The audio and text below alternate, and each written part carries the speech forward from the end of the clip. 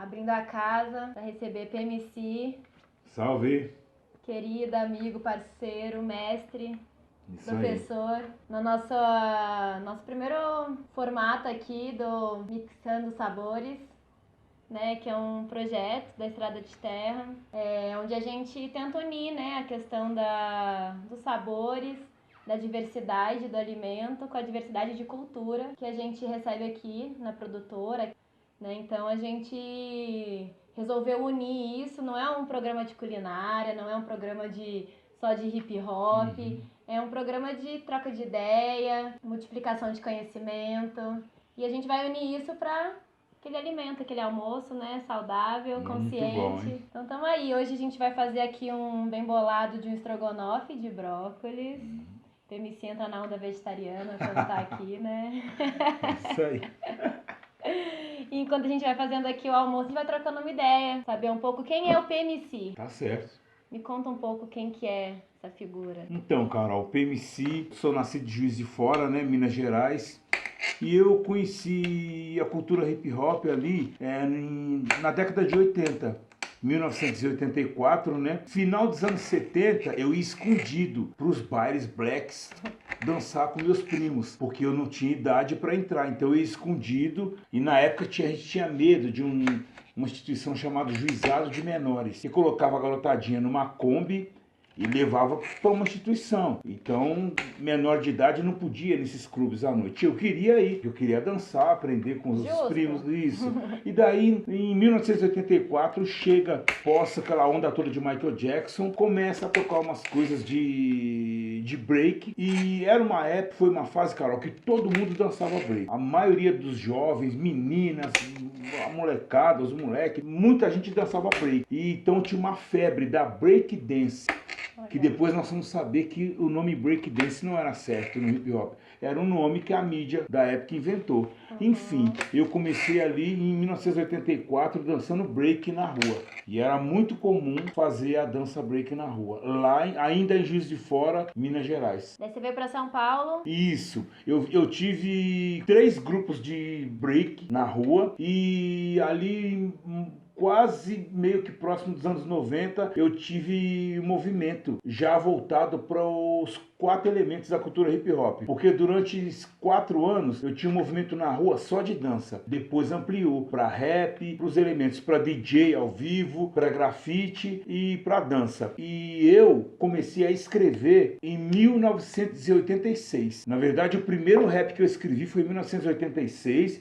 E aí em 1980, final de 87, foi que eu arrisquei a cantar esse rap, porque por livre e espontânea pressão. Porque todo mundo queria que eu cantasse, que eu representasse o bairro naquela situação. Legal. E eu só escrevia falando de break. E aí comecei com esse movimento. Aí fui para São Paulo em 1999. Não, desculpa, 1989. 88 eu já tinha tido um olhar ali por São Paulo, passei a lupa, escaneei, preciso ir por ali também. E aí em 89 fui para São Paulo. Olha a bagagem, eu tava nascendo, engatinhando, detalhe. Eu já tava aí na correria. É, o velho lobo, hein?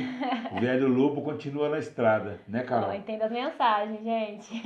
E aí você focou na questão do MC. Isso, é tanto, Carol, que quando eu cheguei em São Paulo, eu ainda dançava break e fui bem acolhido, porque eu ainda peguei os 4 últimos anos daquele movimento todo no metrô São Bento. E daí fui muito bem acolhido pelo fato de eu fazer um estilo de dança diferente do pessoal que tava lá. Então eu acabei fazendo umas amizades ali também, era muito comum, eram umas amizades muito saudáveis, muito sinceras que tinha ainda nessa época aí, uma época muito boa. E daí souberam que eu cantava rap. Ah, aquele cara de Minas canta rap. Ah, você nunca tinha se apresentado em nenhum lugar, era mais contato eles ali. ouviram uma fita cassete. Legal. Que tinha uma música minha, que eu tinha gravado com o DJ Deco lá em Minas, e lá em Juiz de Fora. E daí eles, o cara canta rap e canta rap falando de break. Não, tem que botar esse cara pra cantar em algum lugar. E aí começou, porque eu venho dessa época. Você tinha que cantar na rua, cantar nos bailes black. Aí depois você tinha que participar de uma coletânea. Se sua música fosse bem na coletânea, daí alguma gravadora da época, underground, te chamava para gravar um disco. Então era muita peneira, demorava muito e a concorrência já era grande. Mas foi muito saudável para mim, um grande aprendizado dessa transição, saindo do break e indo pro rap. E o pulo do PMC nessa história, né, do boom do Gigabu, né, como que foi esse pulo, ótimo. Como que foi essa transição, esse reconhecimento?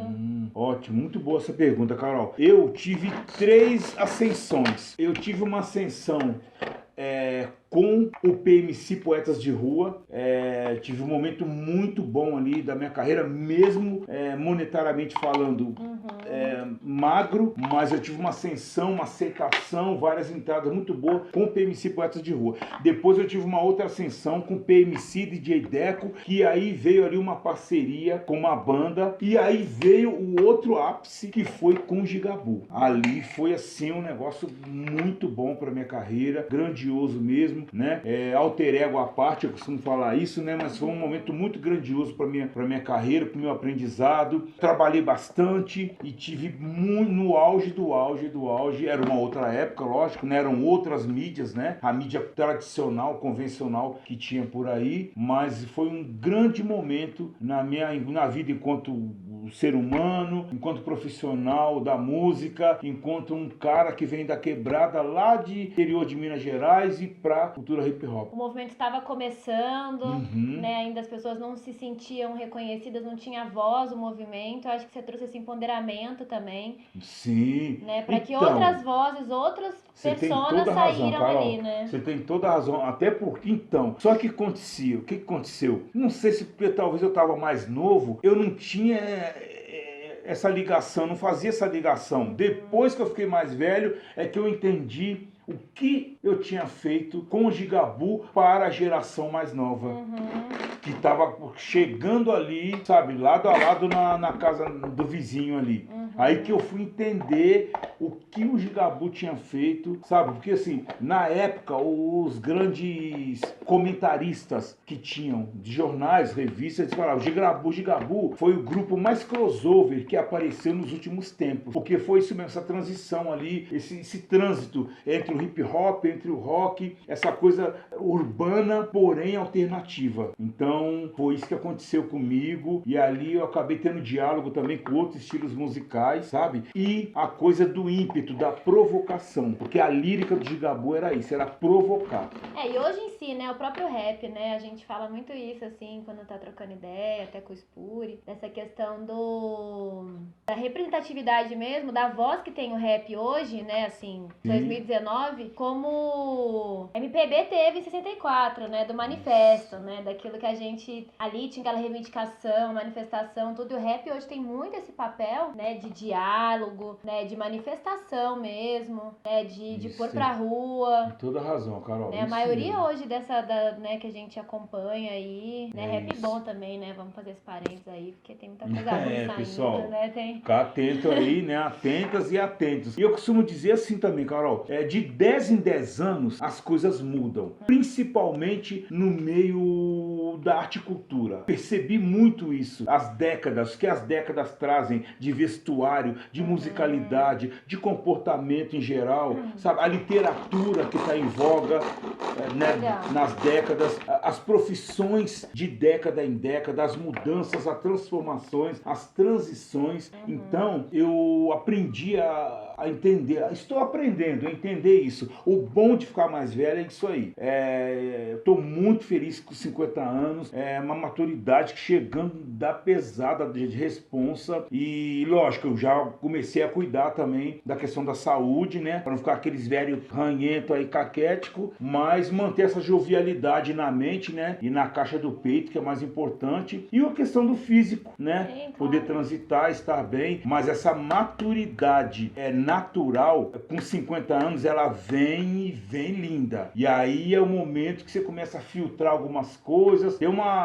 Aqui dentro tem um monte de mão que fica separando, sabe? Ó, esse aqui vem pra cá, esse aqui não vai, esse aqui joga fora, nunca mais. Isso aqui vai ficar os próximos 50, 30 anos que você tem pra viver ainda. Então aqui dentro tá um pouco confuso ainda, então eu tô organizando. Quem que é o Paulo? Tem o PMC, a história, a carreira, a bagagem, e tem o Paulo, isso, a formação, o até Paulo, como o né? Paulo. O Paulo, que até inclusive é o nome de um Facebook que eu tinha.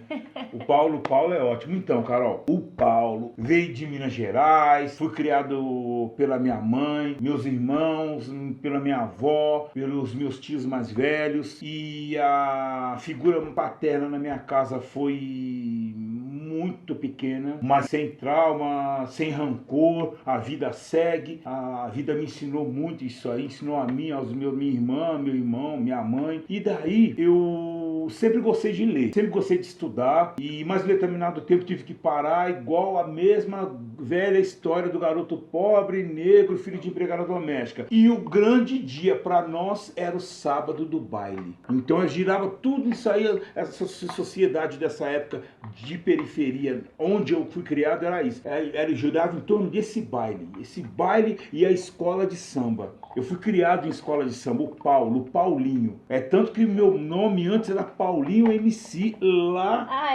em meados de 80, da década de 80. Era Paulinho MC na região. Sabe? Essa coisa do PMC, ganhei em São Paulo. Eu transitei muito nessa coisa da cultura popular, o Paulo, sabe? Eu sempre fui criado no meio de escola de samba, fazendo fantasia, vendo instrumento de percussão, acompanhando a escrita do samba enredo, decidindo a escolha de samba enredo, folia de reis, aprendi a cantar cântico de folia de reis. Eu era o único moleque, o Paulo, depois como adolescente, eu era o único moleque que ia atrás dos senhores, porque eles cantavam uma coisa muito legal que chama Calango Mineiro, que é uma coisa parecida com o freestyle, que a nova geração faz hoje, as batalhas de MCs. Então ainda existe essa coisa do Calango Mineiro, é aquela coisa da rima ali na hora, meio cantado. Então o Paulo é isso, e esse Paulo transitou por isso aí tudo, depois foi estudar, né, fui fazer faculdade, fui transitar nesse âmbito aí de PUC, depois, e agora eu estou num grupo de estudos para buscar a questão do mestrado, e mesmo com algumas tesouras que passaram por aí, mas a gente está ciente que a gente vai dar continuidade a essa questão aí do mestrado, dessa pesquisa. E eu trabalhei muitos anos na área de abrigamento, trabalhei muitos anos na área com adolescentes em privação de liberdade. Eu tenho uma longa história nesse universo aí também. Então, tudo isso aí é o Paulo. Apesar que, Carol, essa coisa do Paulo, né? O PMC acabou levando o Paulo para transitar em outros lugares. A sua essência, né, P? Eu acho que é um pouco disso também, né? A sua essência, da sua história, traz isso latente, Tem né? toda a razão. Nossa, ótimo. Isso. É isso mesmo, Carol. Tá com fome, P? Então, o cheirinho tá bom. Pessoal, vocês escutaram o cheirinho aí? Porque aqui eu escuto o cheiro e sinto o cheiro. Então o negócio aqui tá bom, viu? Vamos seguir aqui enquanto isso com o nosso brócolis aqui, nossa. O que vai ter, Carol? Vai ter o que hoje aí de... O brócolis da feira, daí, né, só um adendo aqui, não precisa de isopor, né, gente? Não precisa, isopor, o plástico pra embalar o brócolis. Isopor é difícil de reciclar. Momento pedagógico, Carol. Momento pedagógico. Um isopor desse, quanto tempo ele demora pra... Então, ele tem, na verdade, tipo, tem como reciclar ele, né? Só que é muito caro o processo de reciclagem, então ele é pouco usado. Pesquisar no Google aí quanto tempo demora para reciclar isopor, eu não sei responder. Mas parece que ele demora um pouco, né, tipo, é um resíduo que dá para evitar, não tem a necessidade, né? Você vai na feira, você põe aqui na sua sacola retornável brócolis, não precisa do isopor, do plástico para embalar, então aqui a gente gera um monte de coisa para desnecessária. Sim. Enfim, então voltando aí, fechando parênteses, vamos fazer aí esse brócolis, dar uma refogadinha nele pra gente comer com um estrogonofe, uma batatinha. Até salivei aqui. Mas enquanto isso... fala um pouco da questão da arte-educação, né? Eu acho que faz parte da sua passagem aí também, né? Da sua história, a questão da arte-educação, como que essa atuação, né? Você consegue integrar isso dentro da sua história, da sua bagagem, né, da sua profissão, em relação a tudo que está acontecendo aí. Pois é, Carol, o meu olhar para arte e educação é primeiro que eu sempre digo que arte e educação para criança, para o jovem, para adolescente ou para o adolescente é o momento da experimentação, tá? Eu sempre vou dizer isso. Eu sempre vou até olhar aqui para cá e pedir sempre às arte educadoras e os arte educadores. Você não vai ensinar nada. Nós vamos experimentar a menina ou o menino que vai para sua atividade, ele vai experimentar essa arte. Ninguém vai virar o grande grafiteiro, a grande dançarina, a grande fotógrafa, sabe? Não, deixa que a menina, o adolescente ou a criança experimente essa atividade. Talvez talvez a sua atividade seja o portal para ele ir para outra atividade. Aí lá ele ou ela se encontra. Tá? Então eu já começo assim, a arte e educação. Para mim é experimentação. E tomar cuidado, cara, eu tomo muito cuidado com essa questão da arte e educação para não virar arte e educação escolar, tá? E quando eu falo escolar, pessoal, não estou falando de A, E, I, O, U, A, B, C, D, não. É do formato, o modelo escolar, que já não encanta mais essa garotada que está aí. A criança se até encanta, com um colorido, com uma folha legal, com uma brincadeira, com uma música. Mas o pré-adolescente, o adolescente, a jovem ou o jovem, não encanta. A solução imediata eu não tenho, não joguem flechas nem perguntas, que vários de nós, do núcleo da arte e educação, estamos com uma interrogação gigante, mas dentro do possível, dentro desse conhecimento, a gente vai atendendo essa garotada, esse público que precisa, que quer dialogar com arte e educação. E eu tenho um histórico também, Carol, de 19 anos com arte e educação, com adolescentes, meninas e meninos privados de liberdade. Eu comecei ali em 96, eu comecei fazendo umas atividades, ainda sem saber o que era arte e educação. Fui ali pela emoção, pela questão até de assistencialismo e paternalismo, essa que é a verdade. Nos meus primeiros encontros, que eu não falo aula, eu falo os primeiros encontros, dos encontros, e foi assim, eu tive minha fase que eu tive dó das meninas e dos meninos, teve fase que eu fiquei bravo, muito bravo com eles, com elas, teve fase de moralismo, de julgamento, que eu julguei essa garotada que estava privada de liberdade, e o tempo teve fase de emoção, de chorar muito em sala de atividade, ir embora para casa triste, então ficar alegre demais. Então eu fui entendendo tudo isso, fui aprendendo a dialogar com esse núcleo pedagógico conservador, porque é isso que eu sempre peço para as integradoras e integradores. Saibam entender as coordenações, saibam entender as direções, porque é isso, o núcleo pedagógico, ele te traz, a academia te traz um monte de coisa interessante mesmo, né? Vários pensadores muito bons, mas é você, é quem cria a sua linha de trabalho. Você quer ser professora, quer ser professor? Eu sempre peço, Carol, seja interessante para quem estiver na sala. Faça-se ser interessante.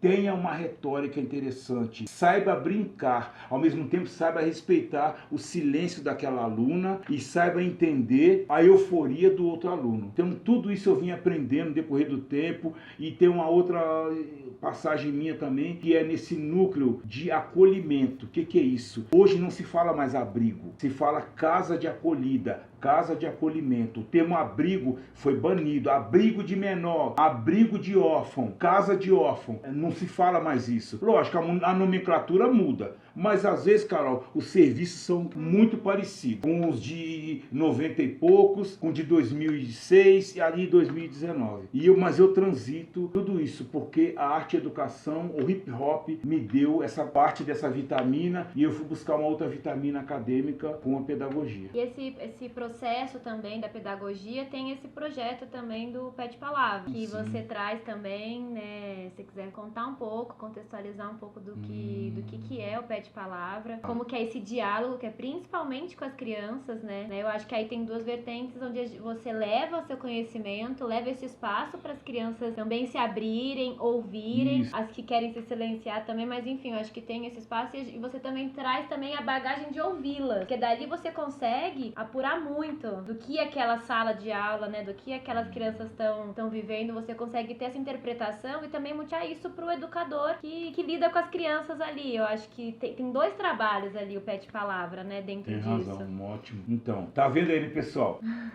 Essa pesquisou mesmo, hein? A gente já se conhece, né, de alguns trabalhos, mas realmente, muito obrigado, Carol. Você vê que pesquisa, teve um improviso, que improviso, hein? É isso, eu admiro muito seu trabalho. Eu sei, muito obrigado. É a família Estrada de Terra, né? A família Estrada de Terra faz um ótimo acolhimento a gente. Carol, o Pé de Palavra, ele nasceu da necessidade, da inquietação de encontrar, como diz as manas e os manos do rap, de trombar meninas e meninos com 16, 14, 17 anos que não sabiam ler e escrever. Ou então com uma defasagem gigante na leitura e na escrita. Então nasceu disso aí. E eu, Carol, eu já falei isso em outra entrevista, vou repetir aqui com você. Preconceituosamente, eu tinha na minha cabeça que quem não sabia ler e escrever era quem morava na roça. Porque eu tive uma vivência também na área rural, né? Lá na região ali de Juiz de Fora, Zona da Mata. Eu tinha isso na minha cabeça, que quem não sabia ler e escrever é o pessoal da roça, da área rural. E daí eu cheguei em São Paulo, eu comecei a transitar em alguns bairros, algumas quebradas, agora eles falam lá, e fui trabalhar fazendo rimas. Mas ainda não tinha essa vitamina acadêmica, não tinha esse diálogo pedagógico. Era pela emoção, pela inquietação e pela a vontade de fazer algo. Fui trabalhar com uma juventude e com um grupo de pré-adolescentes e comecei a perceber que alguns não sabiam ler, ou então com uma defasagem na leitura e na escrita. Isso me muito... como é que pode? Eu estou numa das maiores metrópoles do mundo e meninas, e algumas meninas e alguns meninos não sabem ler e escrever, ué. E ali, Carol, hoje eu entendo que a escola, como falam os manos na rua, a escola já estava zoada, sabe? Esse olhar pedagógico atrasado já estava ali. Hoje eu consigo ter a lente para enxergar isso aí, mas antes não. E daí veio essa inquietação. Opa, preciso fazer alguma coisa. E aí comecei a fazer uns trabalhos de rima e uma das táticas que eu usava era a seguinte, para não excluir a turma, porque eu transitei por um núcleo que algumas professoras ou professores excluíam, por exemplo, menino tal não quero na minha turma porque ele não sabe ler, fazer o que comigo na minha aula de literatura? A tal menina, a leitura dela não é corrente, é uma leitura que pausa demais. Também não quero essa menina aqui. Falei, não, preciso trazer essa turma para mim. E daí, no começo, o que eu fazia?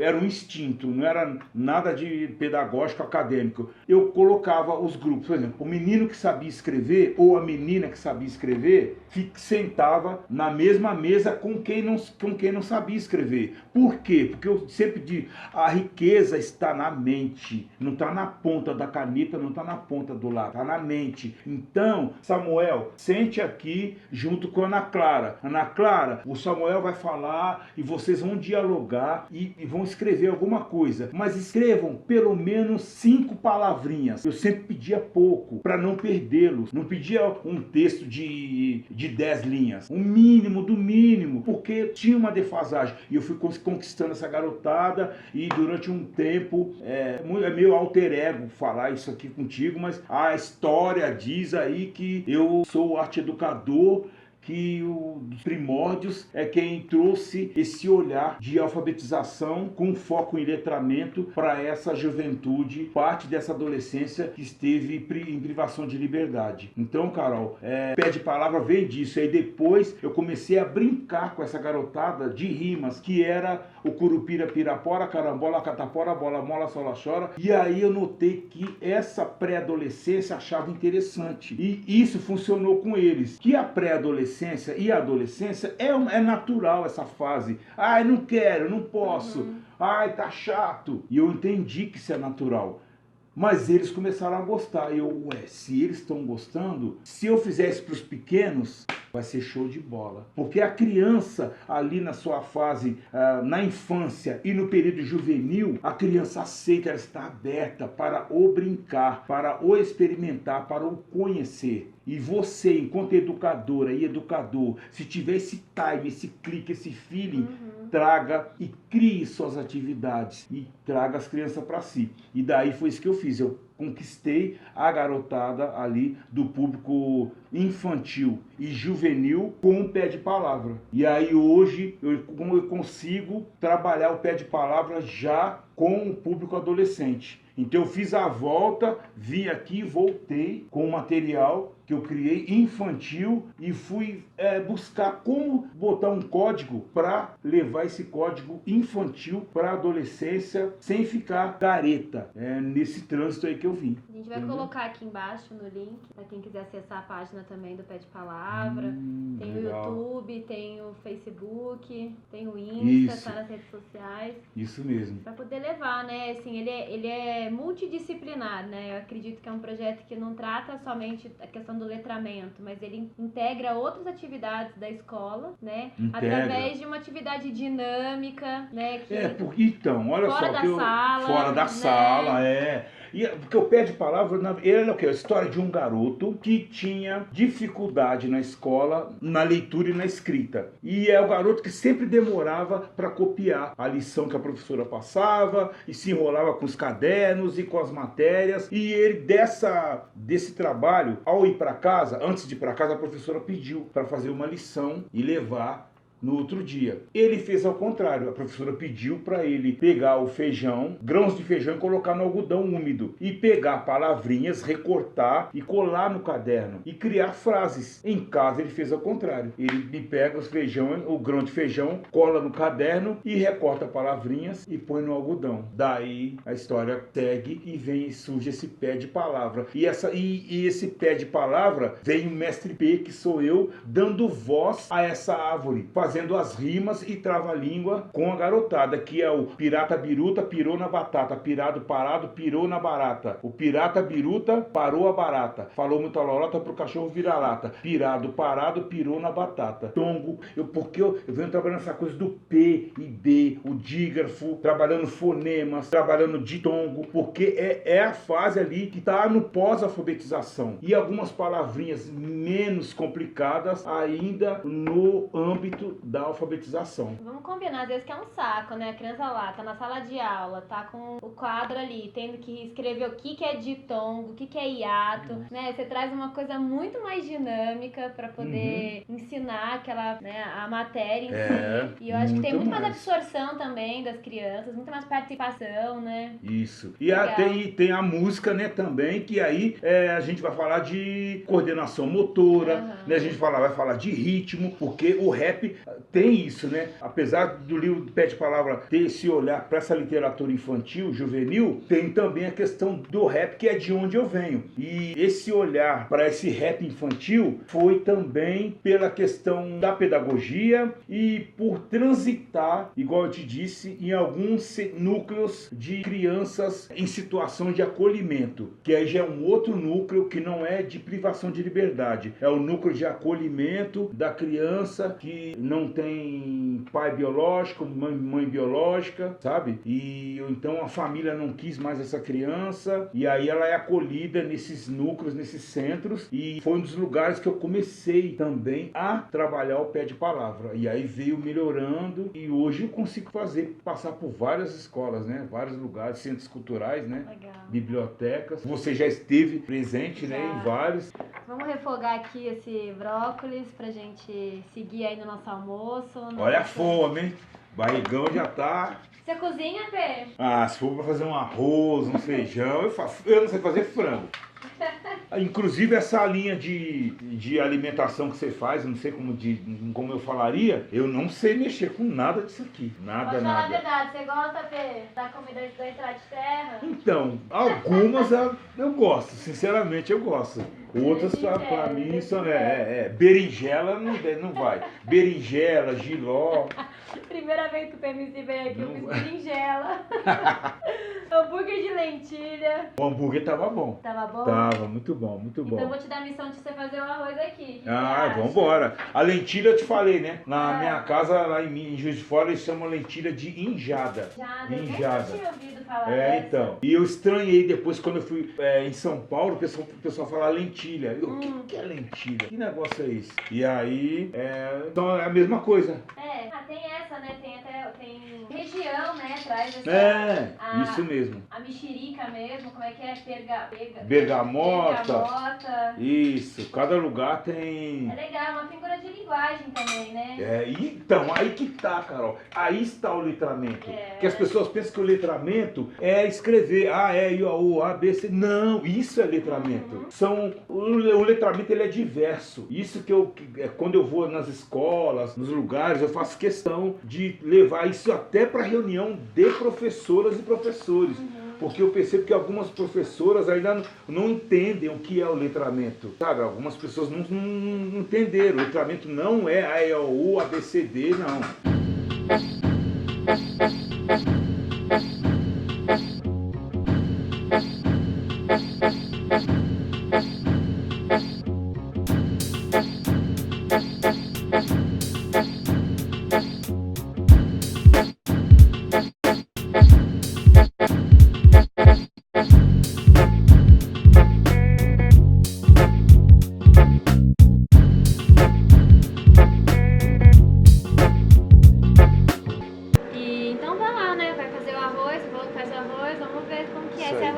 Meu arroz é soltinho, hein?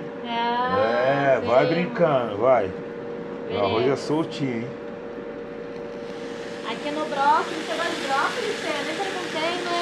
Gosto. Gosta? Bem temperadinho eu gosto. Vai direto, gente. Se tiver ali um temperinho de algo diferente, eu gosto mais ainda. E Pê, como que é São Paulo, essa loucura também, né? Aqui em Minas a gente tem essa oportunidade de ter um espacinho com terra ali também. Tem um negócio pra mexer aqui? A gente consegue plantar nosso alimento, né? Como que é isso em São Paulo? E também não sei, né? Em Juiz de Fora devia ter também, né? Na sua infância, acho que também podia ser mais latente isso. Bem mais. Juiz de Fora, os vizinhos, né? Tinha muito essa troca de verduras. A vizinhança. Dona Maria tem... planta couve. Fala pro seu Joaquim para mandar para nós couve que o vô tem taioba. Aí passa a taioba pro outro. E quantas vezes, Carol, do lado assim, na parte de baixo da minha casa, a gente ia pra lá arrancar inhame. E a gente aprendeu que falava que era inhame brabo e o inhame que podia comer. E o inhame tinha que tomar cuidado que a folha era parecida com a folha da taioba, aquelas folhas gigantes. Tem taioba aí. Sabe? E tinha também uma época que falava-se garrafeiro. Garrafeiro quem é? Era um moço ou uma moça que passava com uma carroça ou uma Kombi velha recolhendo garrafas, porque na época o leite era na garrafa, era o litro da garrafa, ou então panela velha, e eles trocavam. Panela velha não davam dinheiro, falava mói. O molho de couve, o molho de almeirão que vinha ali enroladinho, era mói. Eu tenho 2 panelas de pressão velha e vou trocar por 5 molhos de couve e 2 de almeirão, sabe? E tinha almeirão margoso, tinha almeirão liso, e a gente ia aprendendo isso aí. Inclusive, na separação das coisas orgânicas, de comida orgânica, lá eu nem entendia disso aí. Minha avó, minha mãe já mandava fazer. A comida que sobrava, tirava ali da panela, do prato, ia para um lugar, para as galinhas. Algumas coisas dessa comida ia para a horta. Legal. Sabe? A outra ia pro porco, a outra descartava no lixo. Então, você vê o que é a sabedoria popular. Não, e a gente hoje, assim, né, com tanta informação, a gente resgata muito isso no nosso dia a dia, né? Então, esse lance de você separar para ir pro porco, para ir pra horta. Na nossa casa, a gente pode separar nosso lixo. A gente pode ter, a gente tem um lixinho aqui, que é um de resíduo orgânico, um de reciclável e um daquilo que não recicla, que é o mínimo do resíduo que a gente tem no dia a dia, mas que se a gente faz na nossa casa isso, né, a gente tá ecoando já, né, pra uma diminuição aí de impacto ambiental. A gente tá fazendo a mudança que a gente acredita aqui, né, nos microespaços, né, para que, imagina, cada um na sua própria casa faz essa separação, por exemplo, do lixo. Sim. Né, o tanto que a gente tem aí de desperdício de alimento. Não é muito. Né? A gente vê os documentários aí, assiste vários documentários, infelizmente. Então, quero aproveitar você que é também dessa área, né, que você tem essa preocupação com a questão do meio ambiente, né, tem esse senso crítico, esse olhar. No meu caso e para algumas e alguns que estão assistindo, você me ajuda. Me ajuda a entender a questão da separação. O que é para a caixinha do metal, a cor da caixinha do metal, a cor da caixinha do plástico, quando eu for descartar A gente alguma tem coisa.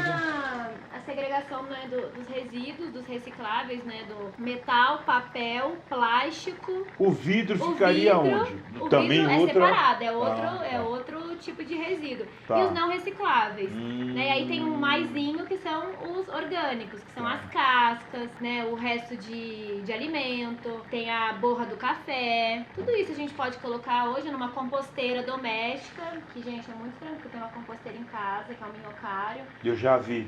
É. Ela me levou lá para eu conhecer, realmente. E você acaba que não gera, né, o lixo, assim, você coloca esse resto de alimento desse minhocário para poder decompor esse resto orgânico, e ele decomposto vira um adubo, né, que volta para a terra. Então você aí fecha o ciclo, né? Você vê que você não tá gerando um resíduo. Além do adubo que vira nessa decomposição, tem o biofertilizante, que é ali aquele chorume, que ele é coletado. Já, eu vi no documentário. Mas você me mostrou ali também, pela composteira ali. E isso não existe fora, né? A galera, assim, tem essa do, eu vou tirar meu lixo, vou colocar lá fora meu lixo. Gente, hipocrisia, sabe? Fora, não tem. A gente tá na mesma casa comum, né? Com o planeta. A gente tem que cuidar. Na mesma cidade. Não existe isso, né? Então, assim, eu acho que é uma coisa ancestral aí, né? Do tipo, vou jogar no terreiro ali esse resto de casca. Vou pôr no pé da árvore. É, isso. Já vai ali, a gente tá resgatando também um ensinamento, sim, ancestral, né? E é muito importante a gente ter essa consciência, né, no dia de hoje, assim, a gente trazer isso pro nosso dia a dia, né? Então isso, sempre que eu posso falar, sempre que eu posso multiplicar isso, esse mínimo de coisinha que a gente faz aí no dia a dia, eu acho que é uma sementinha que a gente tá plantando.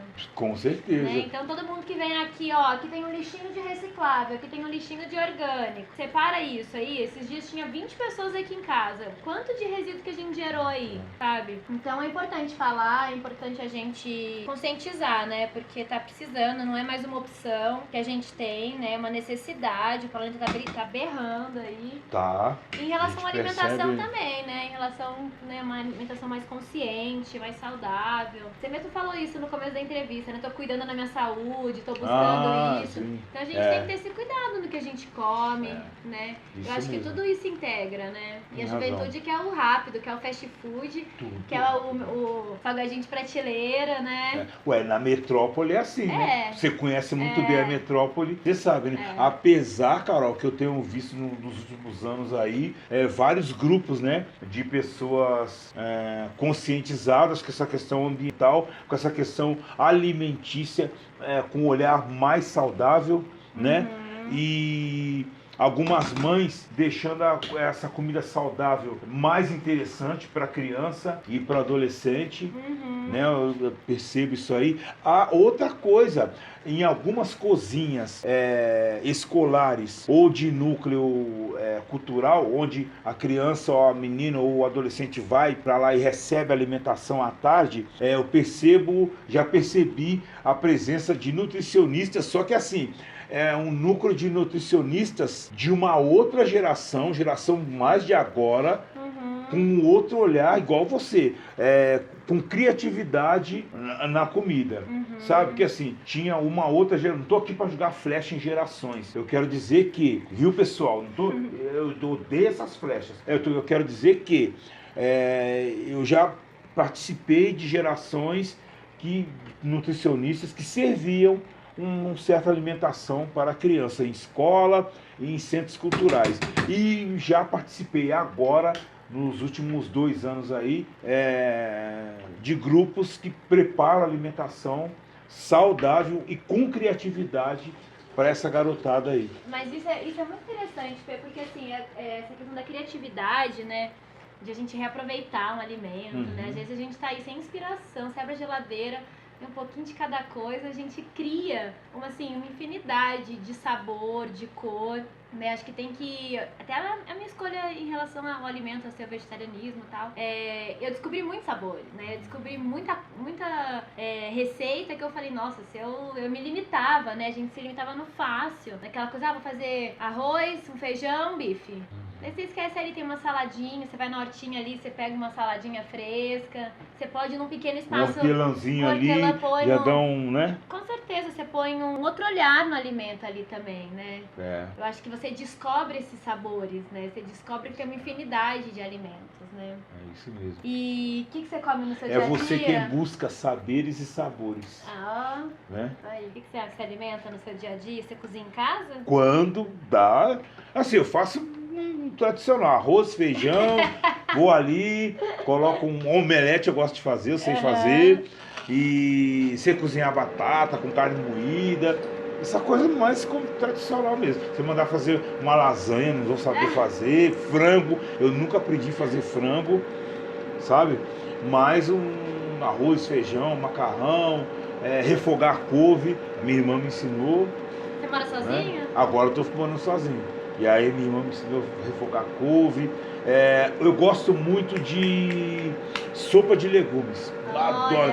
Tanto ela batida, que vira aquele creme muito bom, ou ela do jeito que você refoga. Refoga ali as coisas, pica tudo, refoga e deixa cozinhar, muito bom também. É muito saudável, né?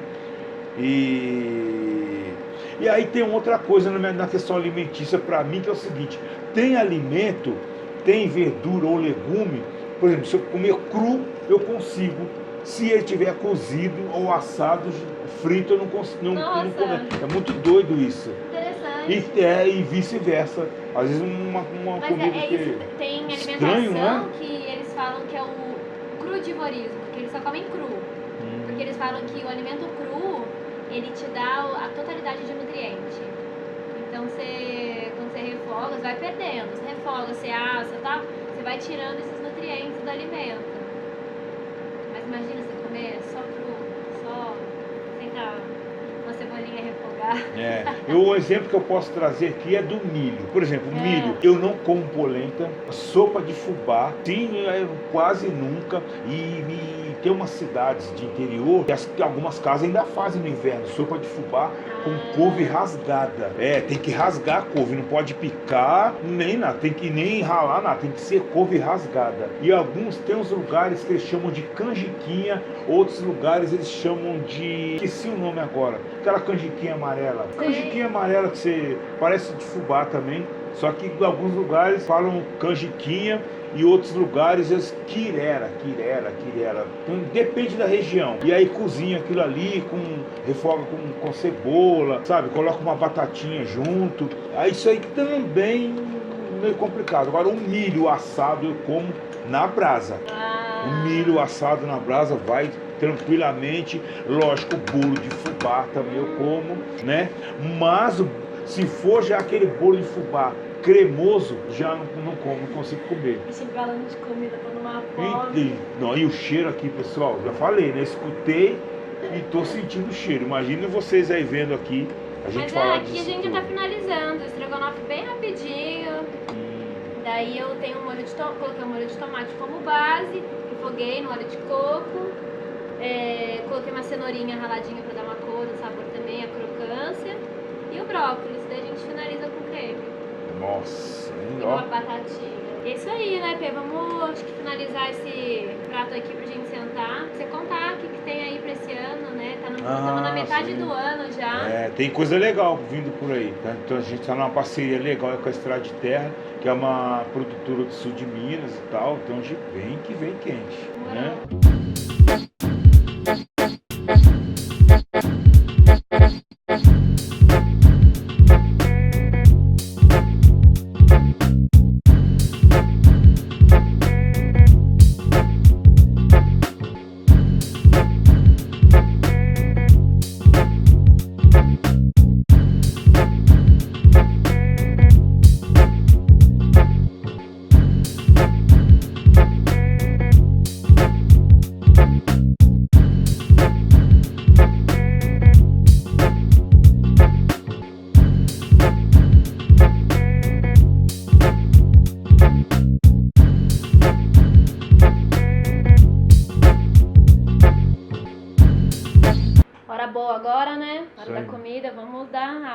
aqui. Você me contar dessa garfada, Ó, se tá pessoal, boa. delícia. E é isso, te agradecer também pela Eu que troca, agradeço, Carol. pela Valeu. experiência. É sempre um prazer ter você aqui. Obrigado. Aprendo muito. Isso aí. E vida longa. Vida ao longa. PMC, ao Paulo, ao Pé de Muito Palavra. obrigado. Muito obrigado. Eu Todos quero esses projetos. aproveitar o espaço aqui, o nosso diálogo, para falar que eu preparando um trabalho aí, uma parceria com a produtora Estrada de Terra, e tem um monte de coisa legal para vir, viu, pessoal? Sobre o meu trabalho como PMC, com o Gigaroots, que é um coletivo envolvendo os elementos da cultura hip hop, um diálogo com a nova geração da cultura hip hop, que isso para mim faz muito bem, e com Pé de Palavra. Isso aí. Tá bom? A gente vai deixar aqui embaixo no link também. Ah, então tá. Acompanha as redes sociais que tem novidade aí, viu? Várias novidades. Mas não me enrola não, pode comer aí agora Tá esse bom. estrogonofe. Valeu, pessoal. Até a próxima. Tem que falar aquele Tem que falar, tô esperando, expectativa aqui. de responsa. Valeu. Valeu.